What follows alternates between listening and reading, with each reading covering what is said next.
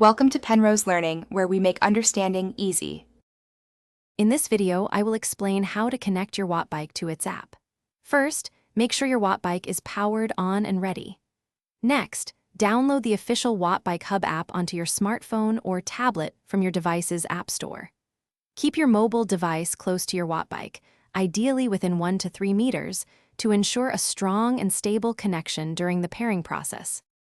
Once the app is installed, open it and look for the Connect or Devices screen. The app will then begin searching for nearby Wattbikes. When you see your specific Wattbike listed, tap on it to initiate the pairing process. You might receive a prompt to confirm the connection. Simply accept it. This entire process typically takes only a few seconds to complete. After selecting your Wattbike, the app should display a connected status, often indicated by a green light or text. You should immediately see real-time data streaming, including your power output, cadence, and heart rate if you have a monitor. If data isn't appearing, try restarting both the Wattbike and the app, then attempt to reconnect. For optimal performance, ensure no other applications are simultaneously trying to connect to your Wattbike, as this can cause interference.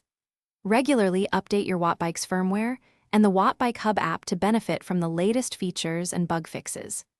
If you encounter persistent issues, the Wattbike support website offers detailed troubleshooting guides specific to your model, providing further assistance. Thanks for watching. If this was helpful, leave a like and consider subscribing. See you next time.